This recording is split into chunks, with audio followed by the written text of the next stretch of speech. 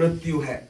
नीति वचन के पुस्तक में, पवित्र शास्त्र में 18 अध्याय के 21 पद में लिखा है कि जीव के वश में मृत्यु और जीवन दोनों हैं, जो उसे काम में लाना जानता है वो उसका फल भोगेगा।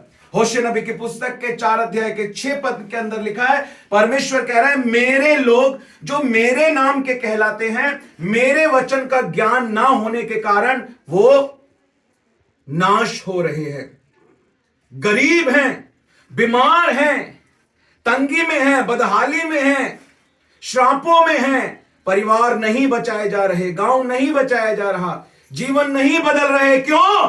क्योंकि परमेश्वर के वचन का जो ज्ञान होना चाहिए वो परमेश्वर के वचन का ज्ञान नहीं है। लिखा है साफ कि मेरे लोग मेरे ज्ञान के ना होने से नाश हो रहे हैं। परमेश्वर किसी और के लिए नहीं कह रहा, मेरे लिए कह रहा है, आपके लिए कह रहा है, अपने लोगों के लिए परमेश्वर कह रहा है कि मेरे लोग इसलिए नाश हो रहे हैं क्योंकि उनको मेरे वचन का ज्ञान नहीं है। हालेलुया। इसलिए हमें इस वचन को सीखने में मन लगाना है। भजन संहिता 1 में लिखा है, क्या ही धन्य है वह पुरुष, क्या लिखा है वहां पर, क्या ही धन्य है वह पुरुष जो यहोवा की व्यवस्था पर दिन रात क्या करता है, ध्यान करता रहता है। वो उस पेड़ के समान है जो बहती नाली के किनारे लगाया जाता है, जिसके पत्ते कभी मुरझाते नहीं है, जो अपनी ऋतु में फल लेकर आता है। Hallelujah, hallelujah. इसलिए प्रभु के वचन को सीखो। आज पता है गड़बड़ क्यों है और अभी तक पूरा छुटकारा क्यों नहीं हो पा रहा? इसीलिए क्योंकि प्रभु के वचन पर हमने अपने विश्वास को नहीं लगाया। और क्यों नहीं? विश्वास तो प्रभु के वचन से होता है। रोमियो की पत्री के 10 अध्याय के 17 पद में लिखा है, अब विश्वास सुनने से और सुनना मसीह के वचन से होता है। अगर हमारा विश्वास प्रभु के वचन के अनुसार है, हमें कोई नहीं हिला सकता। चाहे अर्थक्वेक आए, चाहे आंधी आए, चाहे कितनी विपत्तियां आए, चाहे कितनी परेशानियां आए, हमें घबराने की जरूरत नहीं है, क्योंकि हमने अपना घर वचन की चट्टान पर बनाया है। Hallelujah, hallelujah.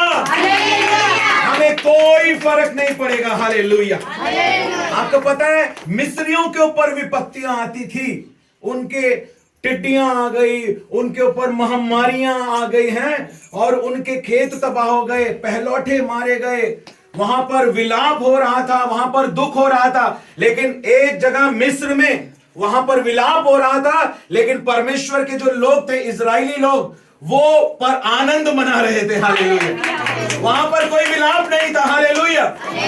विपत्तियां अगर आती हैं तो दुनिया में आएंगी और दुनिया वालों के लिए आएंगी, लेकिन खुशी की बात यह है कि हम दुनिया में तो हैं, लेकिन अब दुनिया के नहीं हैं, अब हम मसीह में हैं, और जो मसीह में है वो नई सृष्टि है, उसके लिए पुरानी बातें बीत चुकी हैं।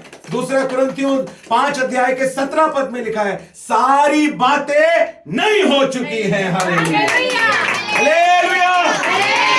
ये तारीफ छोटी है जो आप कर रहे हैं। हालेलुया। अगर परमेश्वर को कुछ देना है तो बेस्ट देना है।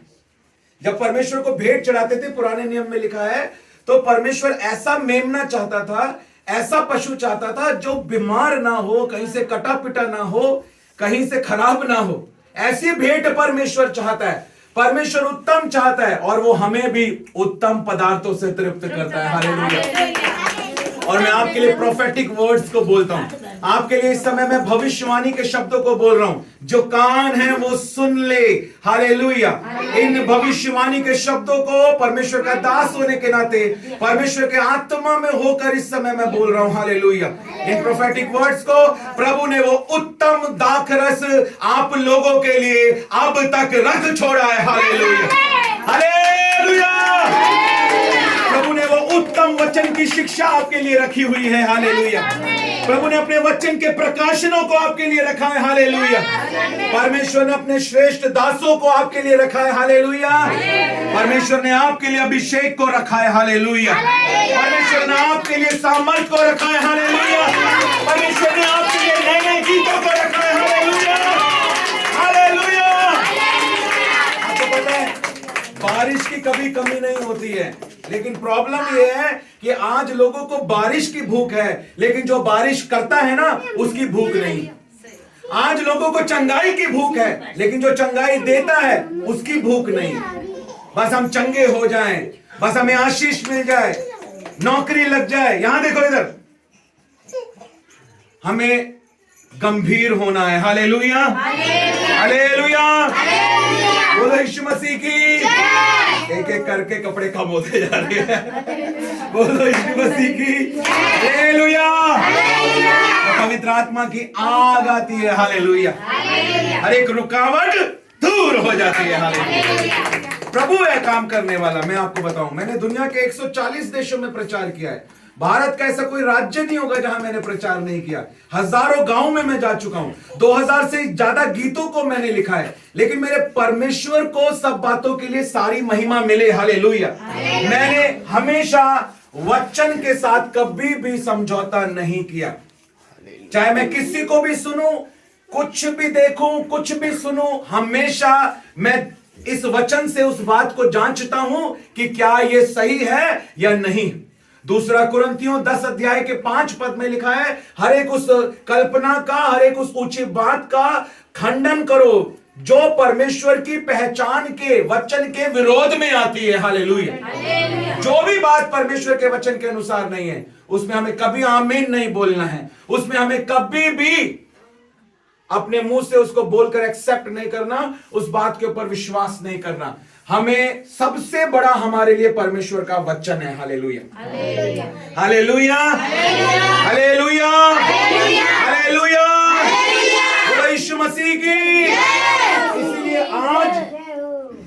आज अपने विश्वास को, सीन बदल गया है यहाँ पे भी। हालेलुया, जहां परमेश्वर काम करता है परिस्थितियां बदल जाती है। हालेलुया, वहां अगर रोते हैं तो नाचने लगते हैं। हालेलुया, बोले यीशु मसीह की। क्योंकि वो हमारे दुखों को, हमारे आंसुओं को पोंछने वाला परमेश्वर है। हालेलुया, वो बांझी स्त्री को संतान की आशीष देने वाला परमेश्वर है। हालेलुया, वो हमारे दुखों को आनंद में बदलने वाला परमेश्वर है। हालेलुया, कैसी ताली बजनी चाहिए परमेश्वर के लिए। हालेलुया, यही ताली सबसे तेज है। हालेलुया,